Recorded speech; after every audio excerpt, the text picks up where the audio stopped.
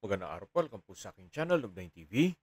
Patalasasan po, meron po ba kayong mga properties na napapabayaan or non-performing assets? Plan nyo ibenta, pero wala kayong oras pagbibenta nito. Kung ito'y pagkakatiwala nyo po sa amin, tawag lang po kayo sa aking numero, usap po tayo, gawan ko po ng video for free. Yes, libre po, wala po kayong babayaran.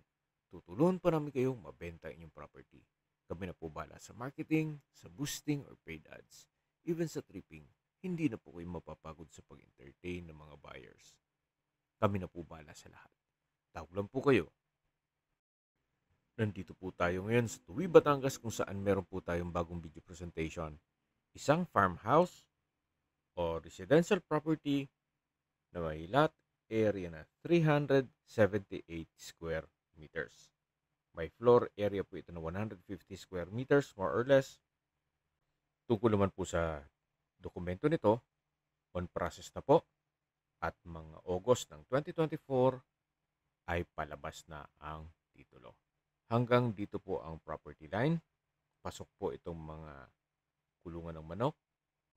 Meron pong dalawang fruit bearing trees dito sa harapan natin. Itong pomelo at yung puno ng mangga na kung saan namumunga na po yan.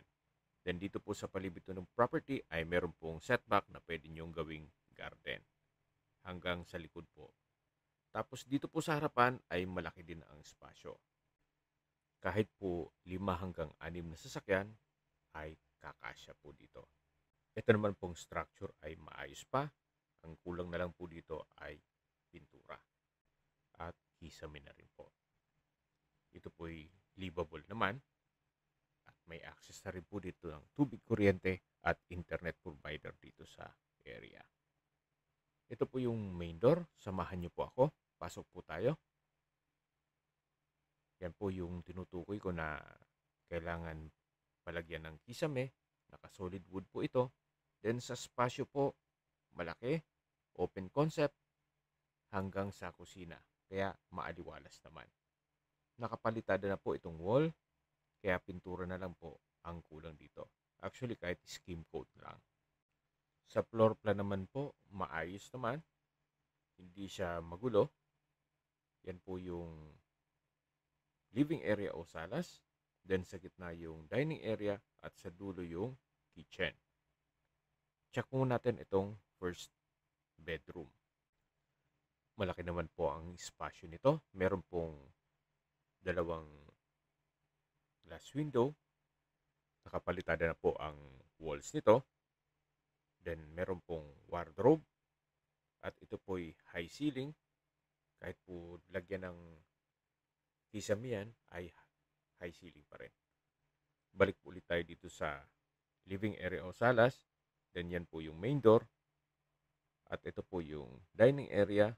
Sa dulo yung kitchen. At ito po yung pangalawang kwarto.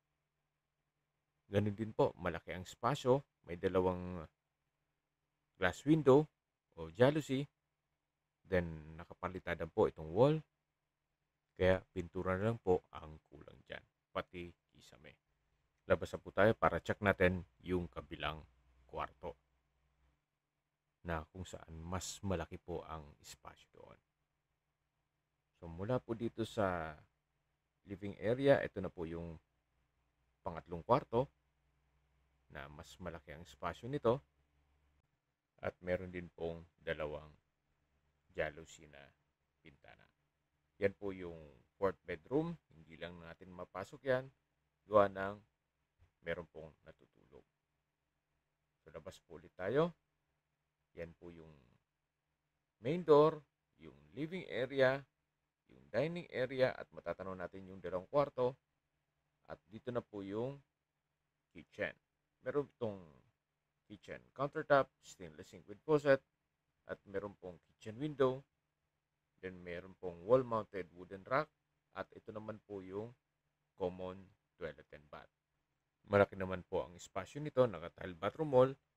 May bathroom window. At maayos naman ang toilet fixtures. Mula po dito sa formal kitchen, labas po tayo dito sa may dirty kitchen. At meron pa pong traditional cooking o gatong. Masipag lang maghanap ng mga kahoy, libre na po ang panluto. So ito naman po yung laundry area. Mula po dito sa laundry area, dito naman yung dining area. Napakalaki po ditong extension ng bahay. Yan po yung gas range. Then meron pong kitchen window. Ito po yung access door na papunta naman dito sa gilid ng bahay. Ito pong area nitong napaparkan nitong tricycle ay kasama po yan hanggang dito po sa may Kakuwate. Habang naglilibot po tayo, pag-usapan natin ang distance, location at travel time.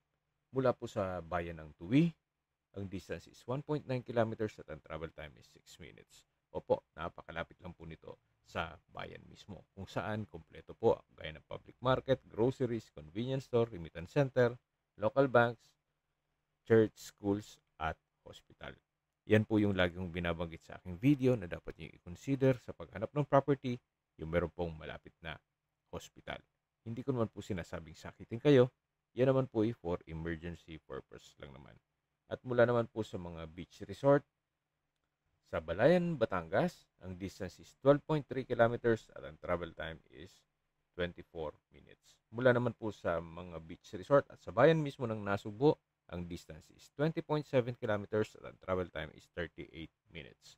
Mula naman po sa Twin Lakes, Tagaytay, ang distance is 34.7 kilometers at ang travel time is 48 minutes. Kung manggagaling naman po sa Manila o sa airport, ang distance is 110.4 kilometers at ang travel time is 2 hours and 19 minutes. Okay, sa presyo na po tayo. Binebenta po ito ng owner sa halagang 3.5 million pesos net. Ibig pong sabihin, si buyer na po ang sasagot sa lahat ng taxes at expenses with regards to documentation. Kung may mga katanungan po kayo, tawag lang po kayo sa aking numero. At sa mga kababayan naman natin na sa ibang bansa, meron po akong Telegram. Sa mga iPhone user naman, may iMessage. Meron din pong Imo, Skype, Viber at WhatsApp. Same number lang po, 0917-316-3399. Sa mga nagtatanong naman po ng aming Facebook, meron po aming Facebook page na Nov9TV at Facebook Reels video. Meron din pong TikTok at Instagram. May ibang YouTube channel po kami na The Nov9TV channel at Nov9TV listings. Sana po naibigyan nyo ang video presentation. Paki-like and subscribe na lang po sa aking channel para ma-update din po kayo sa aking future listings. Kung sakali po hanap nyo yung mas malaking sukat na lupa, meron din po kami ibang listings na pwede nyo pagpilian. Huwag po kayo mag-atubiling tumawag sa amin, then let us know your budget para malaman namin kung anong property pwede naming alok sa inyo. Sa lahat pong viewers, subscriber at nagtiwala po sa amin, salamat po sa suporta. Ingat po kayo lagi at yung pamilya. Maraming salamat po.